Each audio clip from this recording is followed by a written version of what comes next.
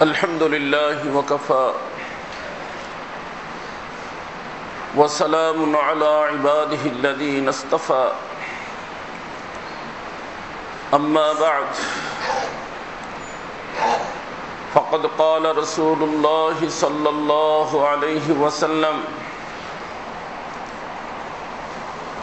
ثلاث منجيات وثلاث مهلكات فأما المنجيات فتقوى الله في السر والعلانية الحديث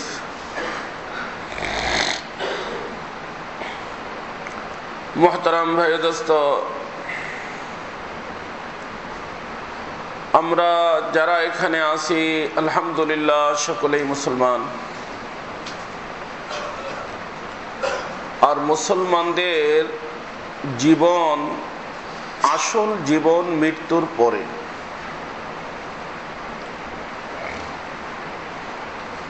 অন্যান্য ধর্মাবলম্বী যারা, তাদের জীবন এইটাই। আর আমাদের জীবন মূলত শুরুই হয় কখন? মৃত্যুর পরে। সকলের যারা মাদ্রাসায় পড়ি পড়াই, স্কুল কলেজ ভার্সিটিতে পড়ি পড়াই, চাকরি করি, ব্যবসা করি, যে যাই কিছু করি, মূলত আমাদের জীবনটা শুরুই হয় কখন? মৃত্যুর পরে। যেটাকে ওরা জীবনই মনে করে না। এজন্য হযরতে আম্বিয়া আলাইহিমুসসালাতু ওয়াসসালামদেরকে আল্লাহ পাক ওই অদৃশ্য জীবন, যেটা এখন আমাদের সামনে দৃশ্যমান না, ওই জীবনে কিভাবে আমরা ক্ষতিগ্রস্ত হব ওগুলোরও আলোচনা করাইছেন নবীদের দ্বারা। আর ওই জীবনে আমরা সফল কিভাবে হব, সফলতা কিভাবে আসবে, এটাও নবীদের মাধ্যমে আল্লাহ তাআলা উম্মতকে বুঝাইছেন।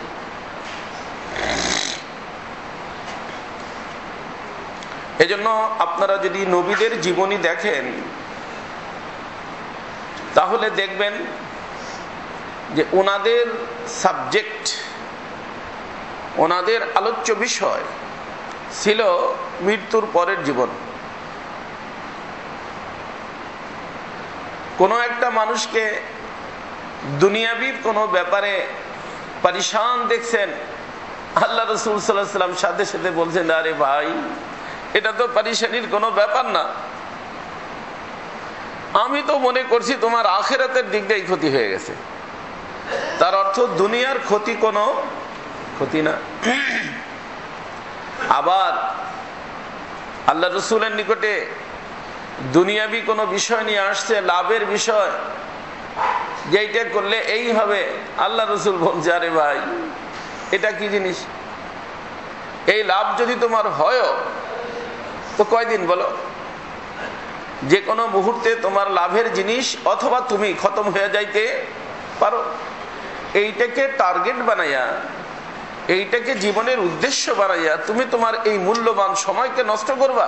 আরে তোমাকে এর থেকে ভালো জিনিস আমি বলে দেই, যার শুরু আছে কি নাই, শেষ নেই। তার অর্থ নিয়ে গেছেন কোথায়?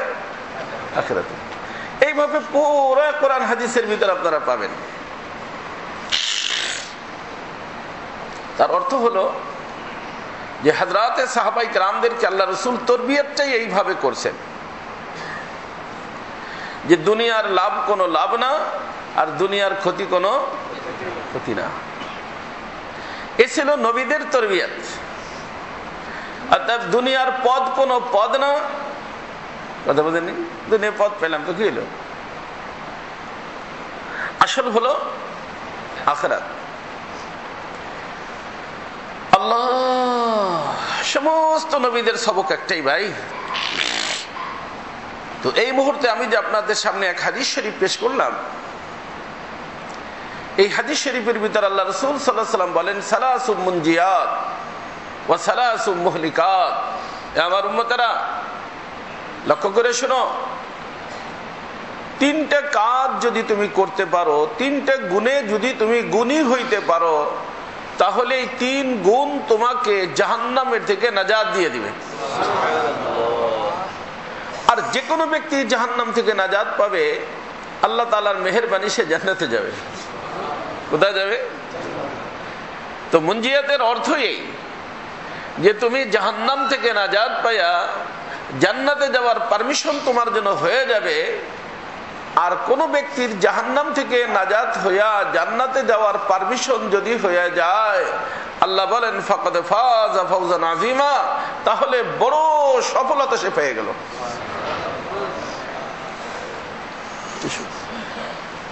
কি পাইল? বড় সফলতা রে বাবা। কয়টা গুণ? 3টা গুণ। 3 গুণের কথা এখন আমি বলবো না, আবার ইনশাআল্লাহ এই হাদিসের উপরেই সামনে আলোচনা করব। কিন্তু আজকে যে বিষয়টা বলবো, রাসূল আবার পরক্ষণেই বলেন ওয়া সালাসুম মুহলিকাত। আহারে, আল্লাহ আমাদের সবাইকে বোঝার তৌফিক দান করেন।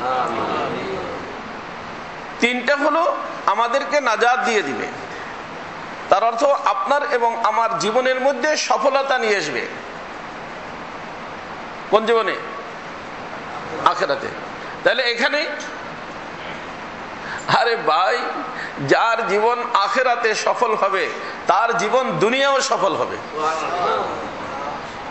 কারণ দুনিয়াটা হলো আখিরাতের ছায়া। দুনিয়াটা হলো আখিরাতের ছায়া। তো যেই ব্যক্তি আসলকে ধরলো, ছায়া তো অটোমেটিক তার সাথে চলবে। আর যে ছায়া ধরে, এক সময় আসে আমও গেছে সালাও গেছে, বুঝছেন? আমও যায় সালাও যায়। কারণ আসলকে না ধরে ছায়াকে ধরেই বুদ্ধি ছাড়া মানুষ। মনে থাকতে পারবেন? আরে ভাই, যারা দুনিয়া নিয়ে বিজি তারা বুদ্ধিমান না, এর ভিতর কোনো সন্দেহ নেই। কারণ যেটা ধরার ছিল সেইটা না ধরে ধরছে কোনটা? যেটা না ধরার।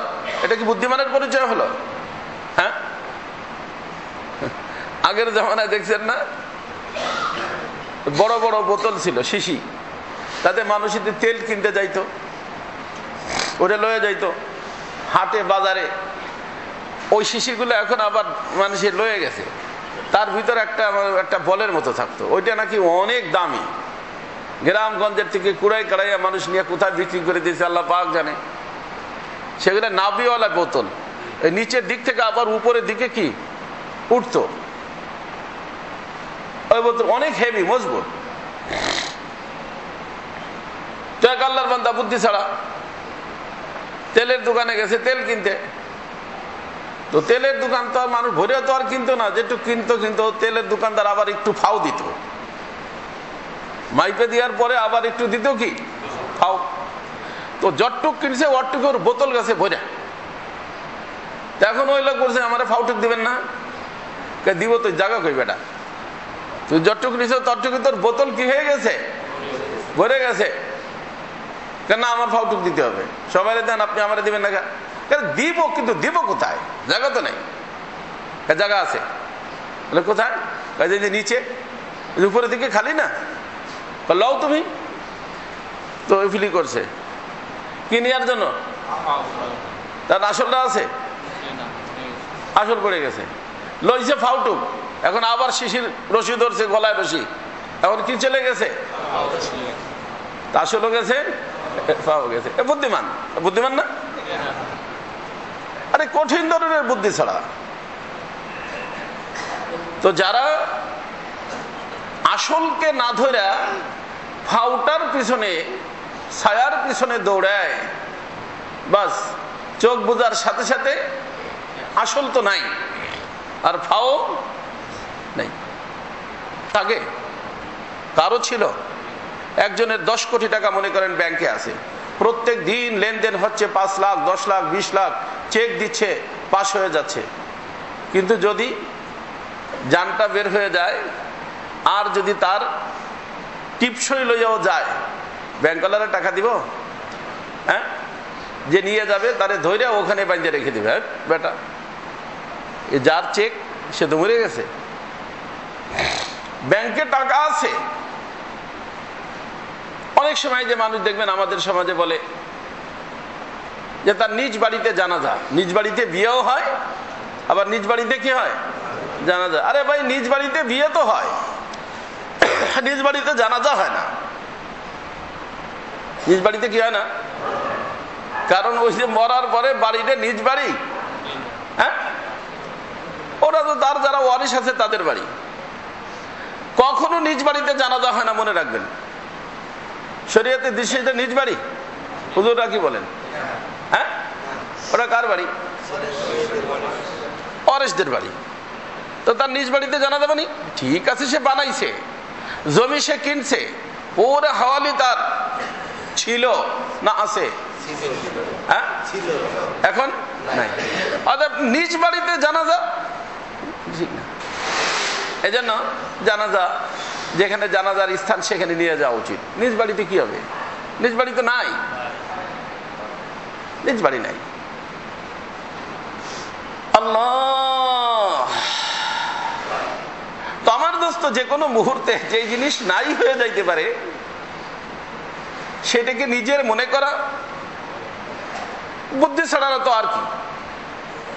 আর যেটার একবার যদি আলহামদুলিল্লাহ আল্লাহর মেহেরবানি মালিকানা চলে আসে, খালিদিনা ফিহা আবাদা, যেটা খুলুদ হবে, সর্বদা হবে, সব সময় থাকবে, কখনো সেটা এদিক সেদিক হবে না। তো আম্বিয়া আলাইহিস সালাতু ওয়াস সালাম, সমস্ত নবীরা উম্মতকে একটা বিষয় বোঝানোর জন্য চেষ্টা করছেন যে আসল হলো আখিরাত, আসল হলো আখিরাত। আর আমাদেরকে আল্লাহ বানাইছেন কিসের জন্য? আখিরাতের জন্য। ইন্নাদ দুনিয়া খুলিকাত লাকুম, এই যা কিছু দুনিয়ার ভিতর দেখো আর না দেখো, সব কিছু আমি বানাইছি তোমাদের জন্য। ওয়া ইন্নাকুম খুলিকতুম লিল আখিরাহ, আর তোমাদেরকে বানাইছি, আল্লাহ বলেন, আমি আখিরাতের জন্য। আমাদেরকে বানাইছেন কিসের জন্য? আখিরাতের জন্য। এই জন্য আখিরাতের লাভ হলো লাভ, আখিরাতের লস হলো লস। এই জিনিসটাকে আল্লাহ রাসূল সাল্লাল্লাহু আলাইহি ওয়াসাল্লাম এবং সমস্ত নবীগণ উম্মতকে বোঝানোর জন্য চেষ্টা করছে। এখানের আমার উপাধি, যে কালকে আমি বললাম যে যেই উপাধিটা আমাদের ওখানে কাজে লাগবে তার ফিকির নেই, তার আমারও নেই। কিন্তু বলি এই জন্য, আল্লাহ তাআলা আমাদের যদি ফিকির দিয়ে দেয়, আপনাদেরকে ফিকির দিয়ে দেয়, তাহলে জীবন ধন্য। যেই উপাধিটা ওখানে কাজে লাগবে, কোথায়? সামনে। সে উপাধিটার নাম হলো ওলি আল্লাহ। কি? ওলি আল্লাহ। আর ওলি আল্লাহ কে কে হইতে পারে? ওলি আল্লাহ হওয়ার জন্য হুজুর লাগে? ওলি আল্লাহ হওয়ার জন্য হুজুর লাগে না। রিক্সাওয়ালাও ওলি আল্লাহ হইতে পারে, প্রেসিডেন্ট ওলি আল্লাহ হইতে পারে, আর একজন হুজুরও ওলি আল্লাহ নাও হইতে পারে। কথা বুঝে আসছে না? কিন্তু এই যেই নামটা, যেই গুণটা, যেই উপাধিটা আমার সামনে কাজে লাগবে, এর চিন্তা আজকে মানুষের মধ্যে নাই। সেজন্য আমার দোস্ত, তিনটে জিনিস মানুষকে কি করে দেয়? নাজাত দিয়ে দেয়। আর তিনটে জিনিস মানুষকে ধ্বংস করে দেয়।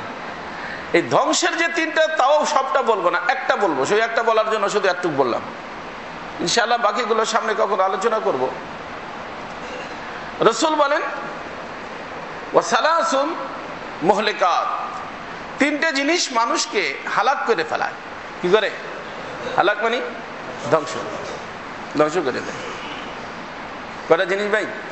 তিনটে জিনিস।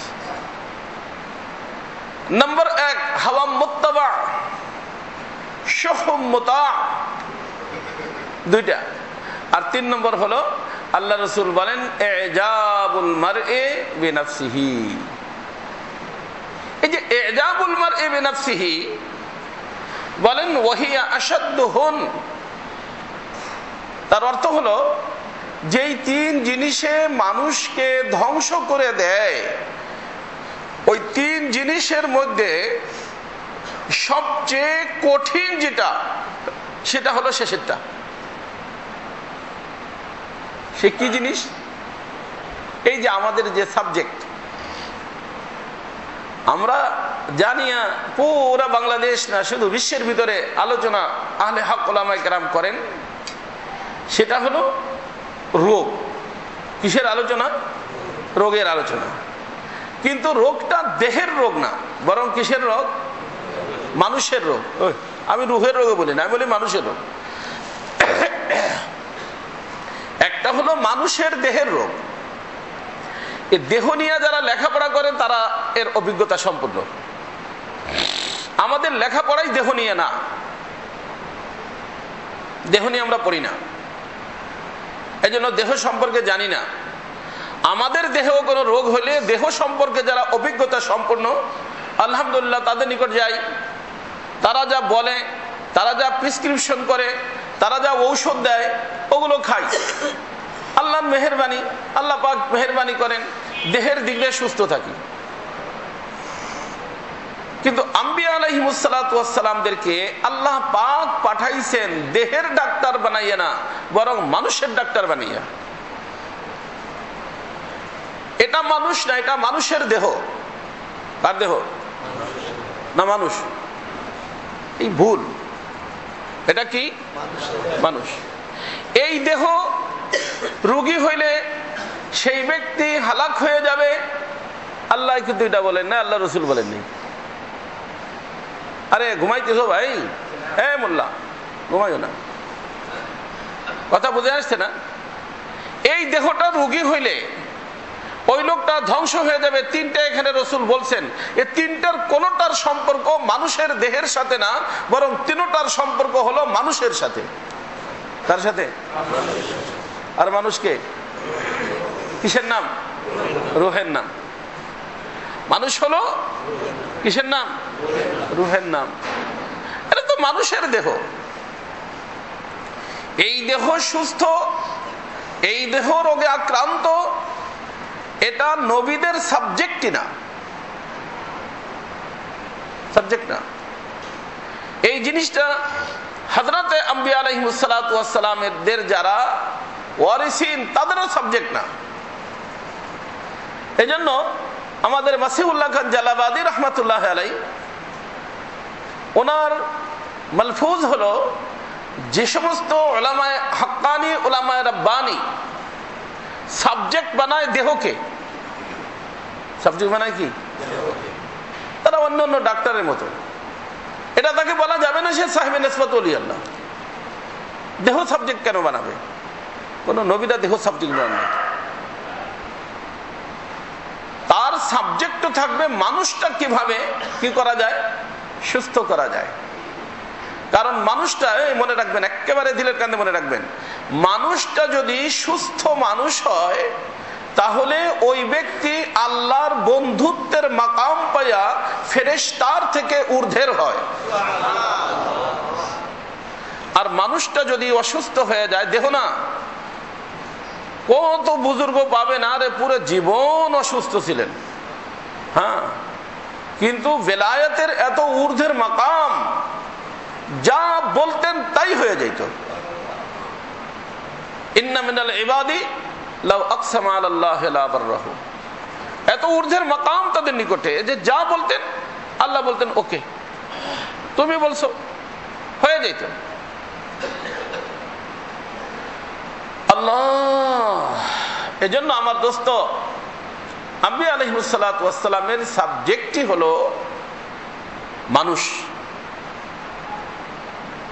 আর রুহের নামই কি? মানুষ। আজকে আমাদের সাবজেক্ট আমরা বানায় নিছি দেহ, অথচ আম্বিয়া আলাইহিমুসসালাতু ওয়াসসালাম আসছেন রুহুকে সাবজেক্ট বানাইয়া রুহুকে রোগ মুক্ত করার জন্য। কারণ এই রুহুটা যদি রোগ মুক্ত হয়, এই মানুষটা যদি রোগ মুক্ত হয়, আল্লাহ রাব্বুল ইজ্জতের মেহেরবানিতে সে আল্লাহ পাকের বন্ধুত্ব পায়। আর যারা আল্লাহর বন্ধুত্ব পাবে তারা আল্লাহর জান্নাতে যাবে, তাদের জীবনটা ধন্য হয়ে যাবে। জীবনটা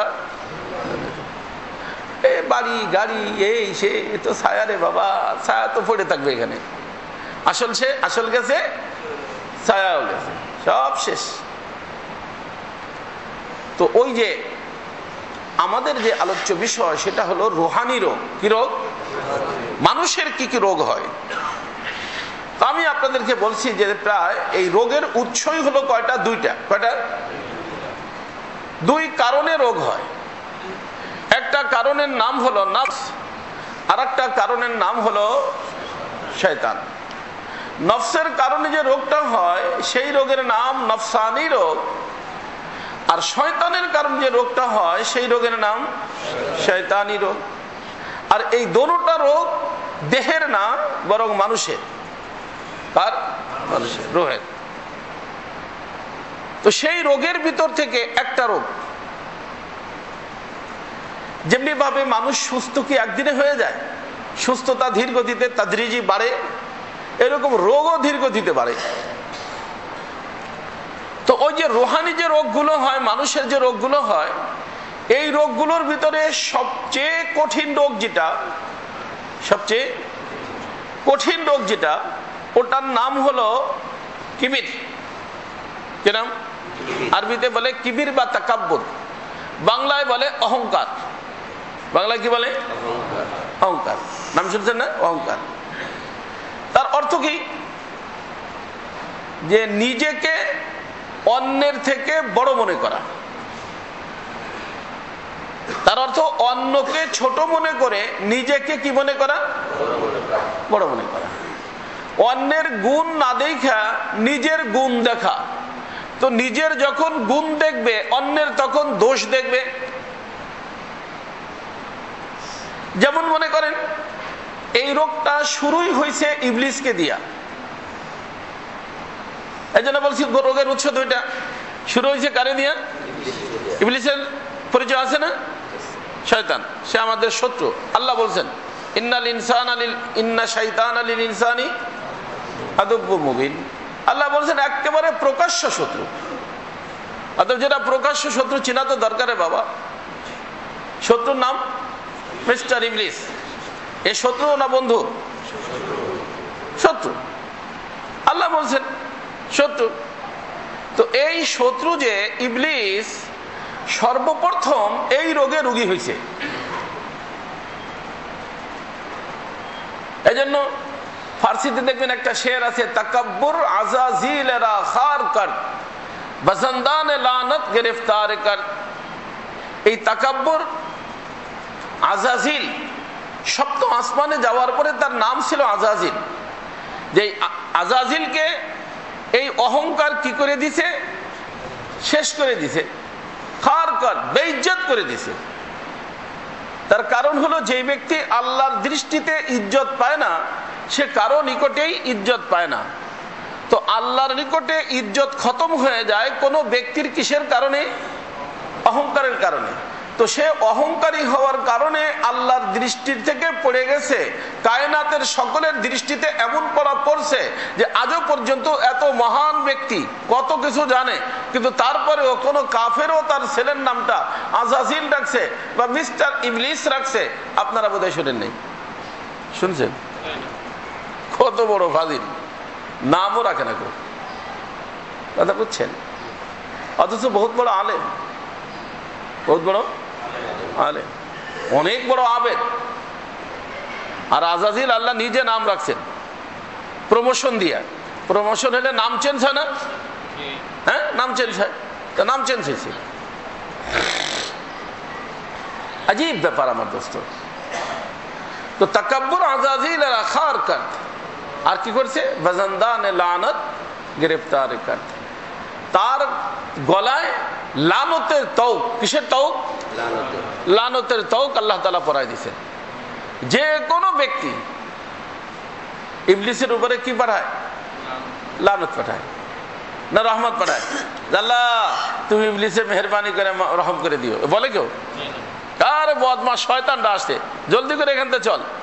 কে আসছে? শয়তান। তো ইবলিস মালউন। ইবলিস কি? মালউন। তার অর্থ লানতের তৌক তার গলায় পড়ছে। আল্লাহ পড়াইছেন কিসের কারণে?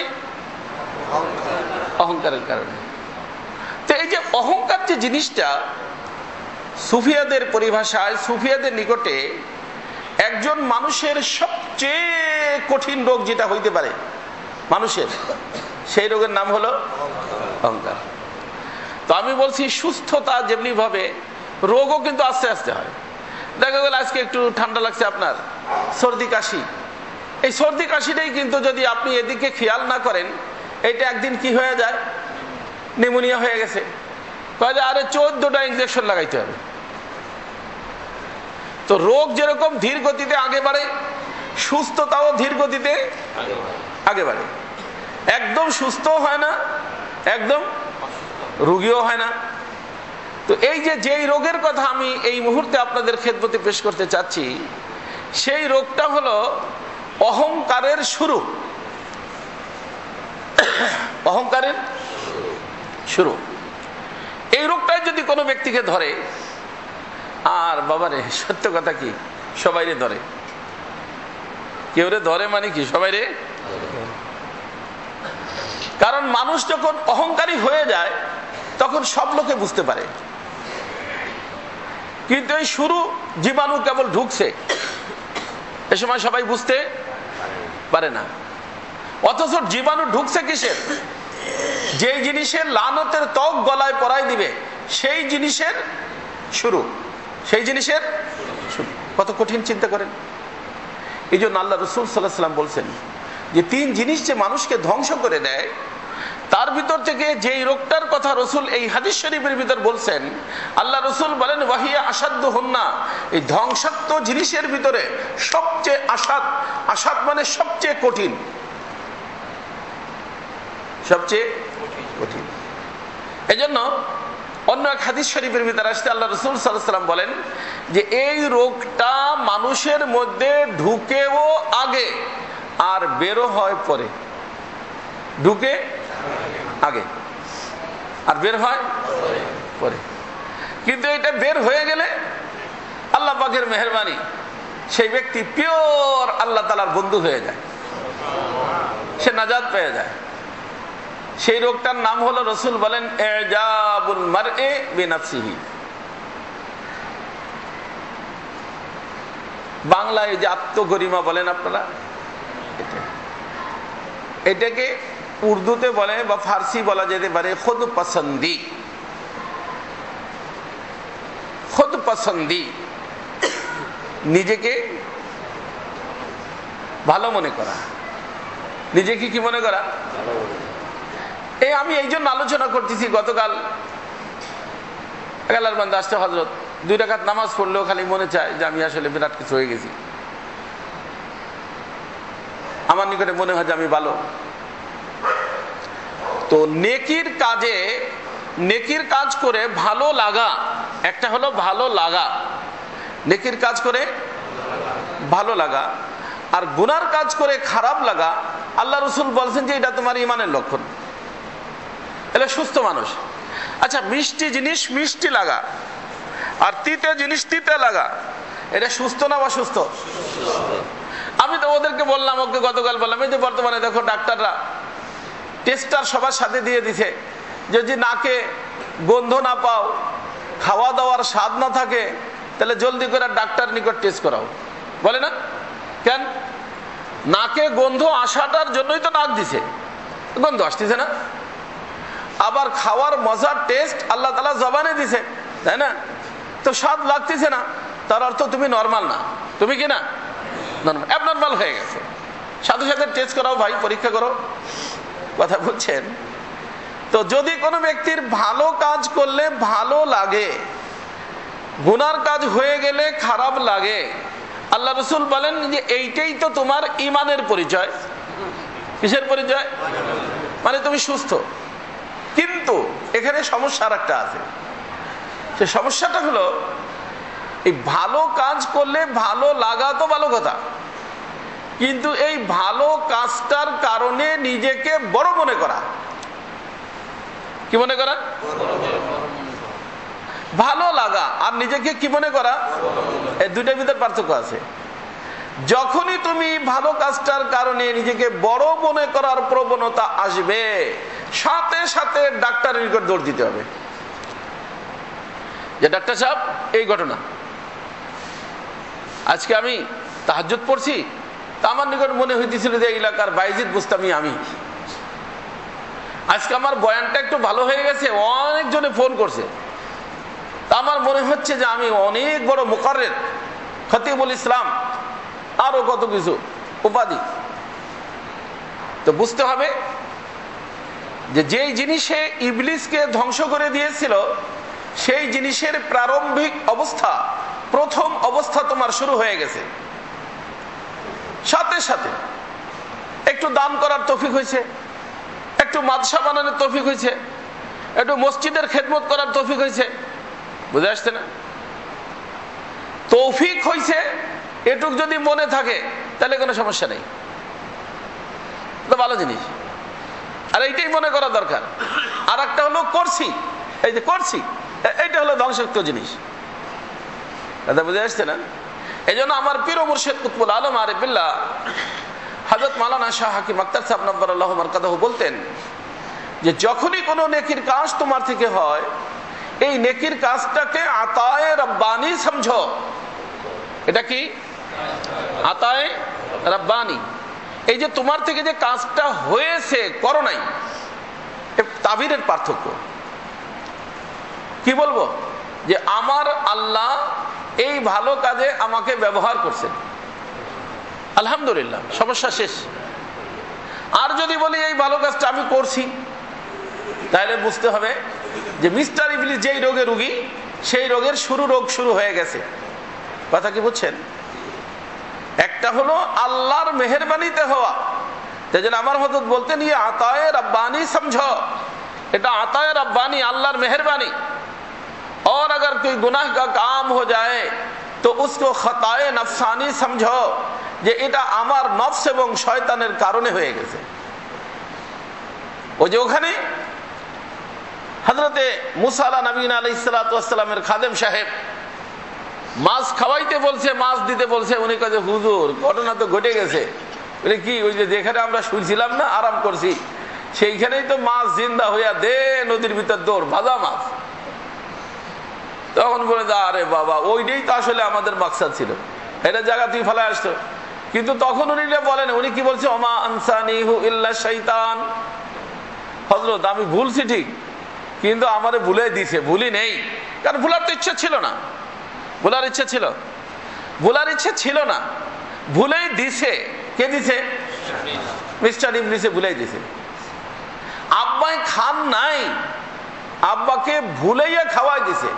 ফানাসিয়া আদম ওয়ালাম নাজিদ লাহু আজমা।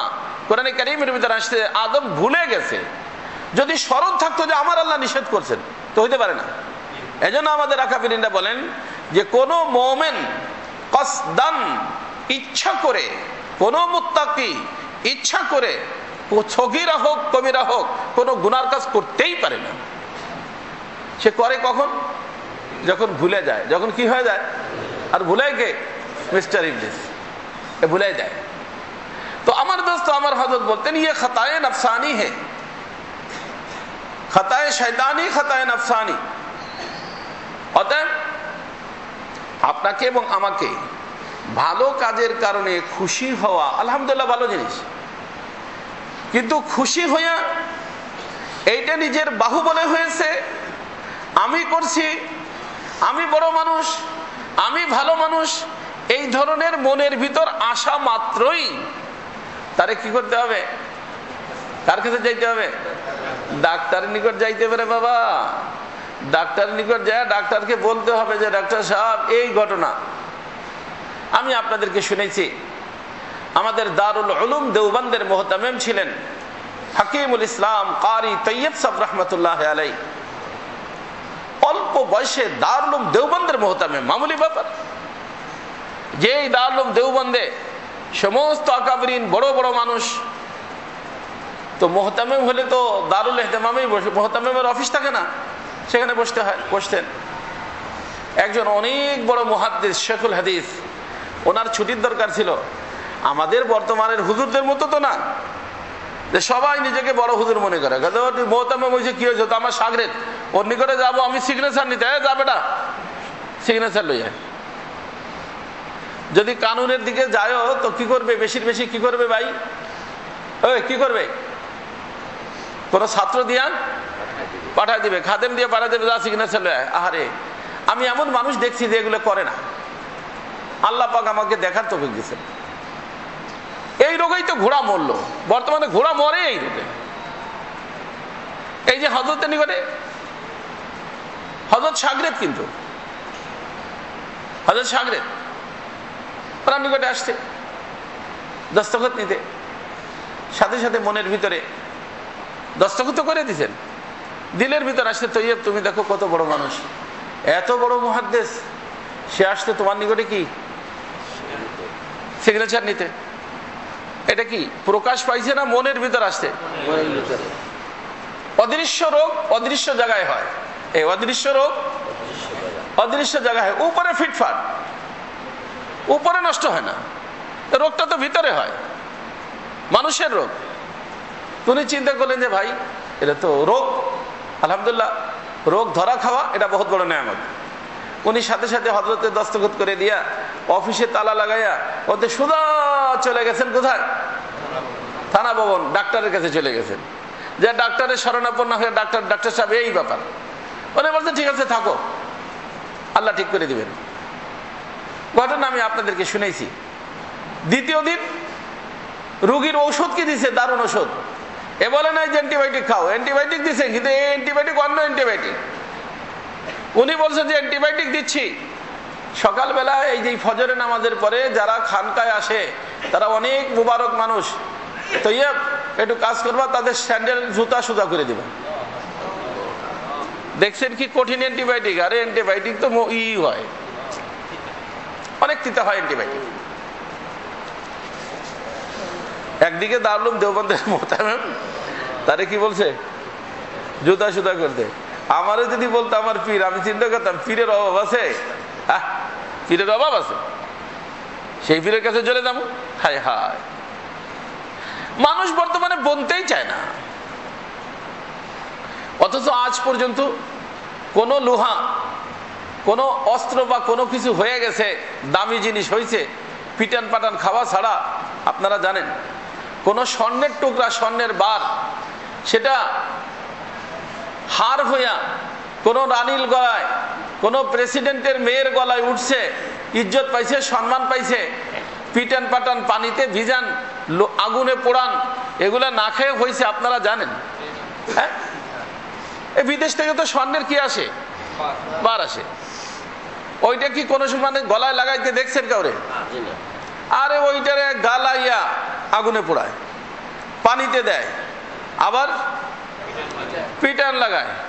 এখন যদি সে বলে যে না আমার পিটানো খাওয়ার দরকার নাই, আগুনে পোড়ার দরকার নাই, আমি তো স্বর্ণ, আমি কি স্বর্ণ, বলে বেটা তুই ওখানেই পড়ে থাক, জীবনে তুই কোনো রানীর গলার সৌন্দর্য হইতে পারবি না। ওটা হইতে হলে আমাদের হাতে নিজেকে ন্যস্ত করো।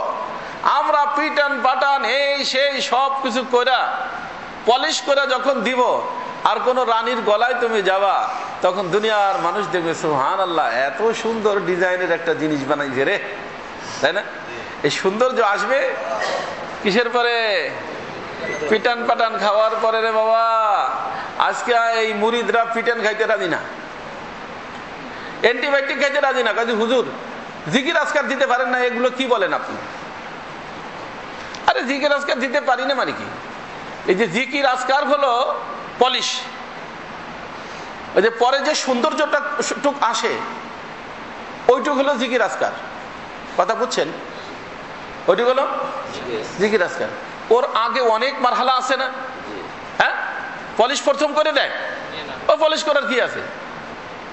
কাইটা কুইটা টুকরা টাকরি বানাইয়া পিটান পাটান দিয়া এই সেই করে জোর মোড় লাগাইয়া এগুলো করতে যে কি হয়েছে? কালো হয়েছে।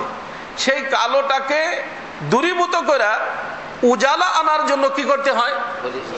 পলিশ করতে হয়। এই মুরিদ পীর মুরিদের লাইনটা বর্তমানে খালি পলিশে ধরছে। আমার কথা মনে রাখবেন, আজ পলিশ করে দিই। বেটা পলিশ কিসের করো? পলিশ করার আগের কাজ করছো? এই জন্য পলিশের আগের কাজ বন্ধ হয়ে গেছে বর্তমানে। আমাদের আকাবিরিনদের নিকটে পলিশের আগের কাজ করতো, আগের কাজ করে পলিশ করে ছেড়ে দিত। ইহসান শব্দের অর্থ কি? সুন্দর হওয়া, সৌন্দর্য বানায় ছেড়ে দিত। বিশ্বের মানুষ তাকে আদরে তারা বুকের সাথে জড়ায় ধরত।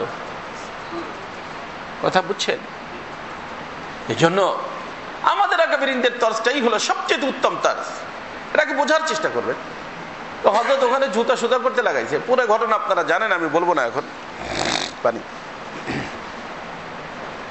আমি বলছি যে আল্লাহ তাআলা আমার এমন মানুষ দেখাইছেন যে ছাত্র নিকট যাইতেও লজ্জাবোধ করেন নাই।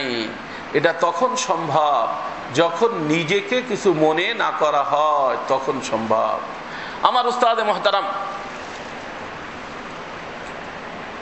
আমার হযরত আমাকে অনেক বেশি মহব্বত করতেন উস্তাদ। এই জন্য বলি যে আমার জীবনের সারমায়াই হলো আমার মুরব্বীদের মহব্বত, ভালোবাসা, আর কিছু না। আমার হযরত উস্তাদ আমাকে কেমন মহব্বত করতেন, আব্দুল মালিক সাহেবকে জিজ্ঞেস করবেন। ওনার উস্তাদ, আমার উস্তাদ, আর অনেক ওলামাদের উস্তাদ, হাজার হাজার ওলামাদের উস্তাদ হযরত মাওলানা আব্দুর রশিদ নোমানী রহমতুল্লাহ আলাই। হযরত রহমতুল্লাহ আলাই আমাকে অনেক বেশি মহব্বত করতেন। একবার এক সফরে যাওয়ার ছিল, আমি যেহেতু নিজেও যাচ্ছিলাম, হযরতকে বললাম যে হযরত আপ যাएंगे? তখন হযরত বললেন যে ভাই जाने दिल तो चाहता है, कोई तरतीब बन जाए तो हम जाएंगे। তাই আমি বললাম तरतीब बनी हुई, आप चले। সাথে সাথে হযরতের টিকিট বানায় হযরত নিয়ে গেলাম সফরে। হুজুররা মনে রাখবেন, উচিত কি ছুটি আগে মঞ্জুর করানো না, তারপরে তো কোথাও যাওয়া। আমাদের গ্রাম ভাষায় বলে যে গলা পানিতে যাইয়া তারপরে আমির সাহেব আমি গোসল করব। আমাদের হুজুর এরকম ছুটি নেয়, একদিন দুই দিন তিন দিন ছুটি করে তার কাছে আমি একটু আসতে পারতেছি না, একটু ছুটি আমারে দিয়ে দিয়েন। তো ভাই ছুটি না দিয়ে করবে কি তোমারে? নিয়ম হলো ছুটি আগে কি করানো, মঞ্জুর করানো, এটা নিয়ম, সব জায়গার নিয়ম। কিন্তু এ ব্যাপারে আমাদের হুজুর অনেক পিছনে করতে চান। আর একটু বড় হুজুর হলে তো কোনো কথাই নেই, সুবহানাল্লাহ, আমি বড় হুজুর, আমি আবার কিসের ছুটি নিব? বড় হুজুরদের ছুটি লাগে না, কানুন সব গরিব মানুষের জন্য, বড়দের জন্য কোনো কানুন নেই। এটা নিয়ম না, এটা ঠিক না। তো হযরত রহমতুল্লাহ আলাই সাথে সাথেই फोन করছেন যে मुझे 3 दिन के लिए सफर में जाना है, कानूनी तौर पर तो मुनासिब था कि आपसे मैं दरखास्त देके मंजूर करके ले लूं, लेकिन वक्त की कमी की वजह से जाना चाहता हूं, अगर आप इजाजत दे दें मैं दरखास्त बाद में देके आपसे छुट्टी मंजूर करा लूंगा। फोन করছেন আমার সামনে, আরে মুহতামিম রে। আর সেই মুহতামিম ইউসুফ বিন রহমতুল্লাহ আলার জামাতা, এবং উনি তাখাসসুস করছেন নিউটাউনে প্রথম, দ্বিতীয় ব্যাচের হলো আমার শ্বশুররা। আমার শ্বশুরের থেকে সিনিয়র হাবিবুল্লাহ মুখতার সাহেব, তিনি তখন মুহতামিম। আর ওনার মাকালা থিসিস, তাখাসসুস করলে মাকালা লিখতে হয় না, পিএইচডি করলে, এই মাকালা দেখছেন নোমানী সাহেব, এবং উনি দেখে সেটাকে দরজা দিয়েছেন, অর্থাৎ কোন দরজায় পাশ করবেন। উনি তা উস্তাদ হলেন না, উস্তাদে ফোন করতেছে বর্তমানে কাকে, শাগরেদ মুহতামিম রে। সে বলছে হযরত আপ চলে যায়, ফিকির নেই করে। ভালো কথা, চলে গেছেন, আসছেন। আসার পরে যেহেতু আমি জড়িত, ये वाकया मेरा खुद अपने चश्मे दीद हुआ, কোন মাধ্যম থেকে শুনে টুনে আমি বলতেছি না, হুজুররা ডাইরেক্ট আমার সাথে সম্পর্ক। হযরত ওয়ালা দরখাস্ত লিখছেন, দরখাস্ত লিখা আমারে দিয়েছেন যে যাও দফতরে এহতেমাম সে দস্তখত করা কে লেকে আও। হযরত অনেক বুড়া ছিলেন তখন, হাঁটতে চলতে কষ্ট হইতো, চোখে অনেক বেশি পাওয়ার ছিল, কারণ অনেক পুরানদের ভিতর থেকে তো হযরত। আমি হযরত যেখানে বসতেন দারুত তাসনিফ, ওটার নাম নিউটাউন মাদ্রাসার অফিস যেখানে, তার থেকে একটু দূরে, রোডেরও ওই পার। আমি দরখাস্ত নিয়ে বের হয়ে গেছি, বুঝে আসছে না? কিছু দূর আসার পরে আব্দুল মালিক সাহেব জানেন ঘটনা, উনি আমার পিছন থেকে ডাকছেন, হযরত আপকে ইয়াদ ফরমা রাহে। আমি আসছি, দেখি হযরত ওয়ালা লাঠি নিয়ে আস্তে আস্তে হাঁটতেছেন, এবং আমারে বললেন যে ভাই বাত শুনো, ঠিক হ্যাঁ वो मेरे शागिर्द है। हजरतेर भाषा, हजरत आबार स्पष्ट भाषी छिलेन, ठीक है वो मेरे शागिर्द है, लेकिन इस वक्त तो वो मुहतमिम है। और दरखास्त छुट्टी मुझे चाहिए, किसी दूसरे के हाथ में दरखास्त देके भेजना मैं मोहतमिम के साथ सूए अदबी समझता हूं। हाँ,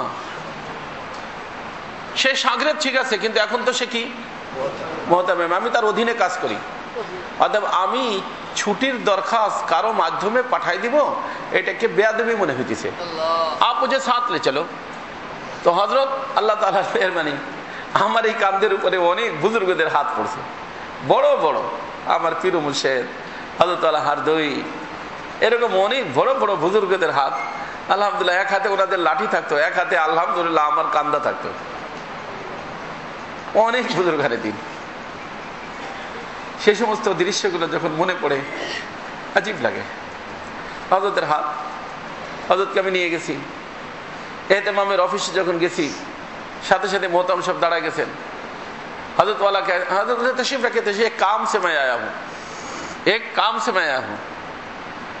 গেছেন, যায় বসতেন, কি কাম? এই কাম। তখন भी बोलते हजरत আস্তাগফিরুল্লাহ, आप किसी से भेज देते, आपने इतनी जहमत फरमाई, এত কষ্ট করছেন, পাঠাই দিতেন। तो हजरत बोलते नहीं भाई, आप मोहतमिम हैं, मैं आपके मातहत काम करता हूँ, मुनासिब तो यही है कि अपनी दरख्वास्त लेके आपके पास खुद मैं हाजिर हो जाऊँ, इसलिए हाजिर हुआ हूँ। কথা বুঝছেন না? এটা তখন সম্ভব যখন সে কিছু মনে না করে, কিছু মনে না করে। কিছু যদি মনে করে তাহলে কি সম্ভব? আমার ছাত্র, ওর কাছে দরখাস্ত এখন লয়ে যাবো, মাদ্রাসার অভাব আছে, হ্যাঁ কি কয়, মাদ্রাসার অভাব আছে, ওদের কিছু বলে এই মাদ্রাসা বাদ দিয়ে আর এক মাদ্রাসায় চলে যাব। আর অধিকাংশ মানুষ যে যায়, কি জন্য যায় তা জানেন? যায় হলে এই শব্দ বলে যে এখানে আমার মূল্যায়ন হয় না। এ কি হয় না?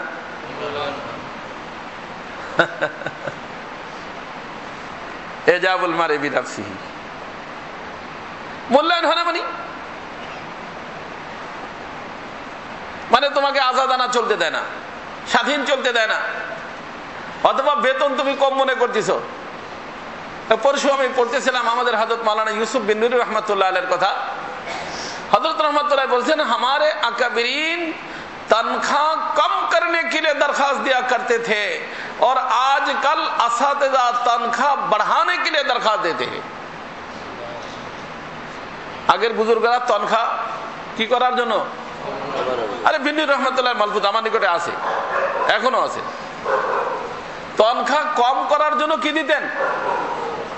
দরখাস্ত দিতেন যে আপনারা আমার মাদ্রাসার পক্ষ থেকে যেটা দেন এটা আমার পুরো দরকার হয় না, তো আমার বেতনটা একটু কম করে দেন। और हजरत बोलें जो आजकल तनख्वाह बढ़ाने के लिए दरखास्त देते हैं। हाल बता हमारे अकाबरीन के नमूना इस वक्त भी हमारे पास मौजूद है। हजरत बिन रहमतुल्लाह बोलें, और সেই নমুনা যারা পেশ করেছেন তিনিও আমার উস্তাদ মুহতারাম। তার নিকট আলহামদুলিল্লাহ আল্লাহর মেহেরবানি পড়ার তৌফিক হয়েছে। হযরত ওয়ালাও অনেক মহব্বত করতেন এবং আজীব ব্যাপার যে হযরতের দস্তখত আমার সনদের ভিতর হযরতের শেষ দস্তখত, এরপরে আর হযরত দস্তখত করতে পারেননি। আমার তাখাসসুস সনদের ভিতরে হযরতের দস্তখত, তাও বাম হাত দিয়া, কারণ হযরতের ফালেজ হয়ে গেছিল, প্যারালাইসিস হয়ে গেছিল। আমি হযরতের বাসায় গেছি, বাসায় যাইয়া তার বলছি হযরত ওয়ালা मेरा दिल चाहता है कि मेरे सनद के अंदर आपका दस्तखत रहे। हजरत একটু ই ছিল চুতিয়া, अरे चुतिया कहा कि मेरे दस्तखत की क्या जरूरत है? जी हजरत फिर भी दे दीजिए, मेहरबानी होगी आपकी। ওই বাম হাতে কলম লইয়া এরকম দিয়ে দিছে টান। আর এর ওই দিনই বিকেল বেলায় হযরতের ইন্তেকাল হয়ে গেছে। তো আমার সনদে হযরতের শেষ দস্তখত হযরত মাওলানা মুফতি ওলি হাসান সাহেব টঙ্কি, এই জানি করে আমাদের আব্দুল গফফার সাহেব, ইউনুস সাহেব, ইন্দ্রা জানি করে বুখারী শরীফ পড়ছেন। হযরত ইউসুফ বিন নুরি রহমাতুল্লাহ আলাইহির খাস শাগরিদ আমাদের মুফতি আব্দুল সালাম সাহেব রহমাতুল্লাহ ইন্তেকাল হয়ে গেল, তারও উস্তাদ, আমার শ্বশুরের উস্তাদ, আরে হাজার হাজার বড় বড় মানুষের উস্তাদ। তো বিন নুরি রহমাতুল্লাহ আলাইহি উদাহরণ পেশ করছেন কারে? মুফতি ওলি হাসান সাহেবকে, कि हमारे अकाबरीन के नमूना अल्हम्दुलिल्लाह इस वक्त भी मौजूद है, वली हसन मेरे पास दरखास्त अपनी तनख्वाह कम करने के लिए कहा, जबकि असदुद्दीन कराम तनख्वाह बढ़ाने के लिए दरखास्त करते हैं। এগুলো বলতে গেলে তো অনেক সময় চলে যাবে। তো যাই হোক আমার দোস্ত, এই যে আমাদের অধিকাংশ হুজুররা এক ভাষা থেকে আরেক ভাষা চলে যায়, শব্দ কি বলে তা জানেন? মোহতামিমের বিরুদ্ধে শব্দ এইটাই হয়, তাই না? এখানে আমার কি হয় না? মূল্যায়ন হয় না। বারে বা, এই মূল্যায়নের ফিকির করাই তো যেমন মারে বিনাফসি। রাসূল বলেন ওয়াহিয়া আশাদ্দুহুন। অন্য হাদিসে আমি বলছি যে শুরু ঢোকে আগে, রোহানি যত রোগ ঢোকে এইটা আগে, এখান থেকে শুরু হয় আর বের হয় সকলের শেষে। আর এইটার থেকে যখন বের হয়ে কোনো ব্যক্তি মুক্ত হয়ে যায়, অহংকার মুক্ত হয়ে যায়, আনাটা ফানা হয়ে যায়, আর আনা যখন ফানা হয়ে যায় আল্লাহ রাব্বুল ইজ্জতের সাথে ওই ব্যক্তির সম্পর্ক হয়ে যায়। কথা বুঝে আসছে না?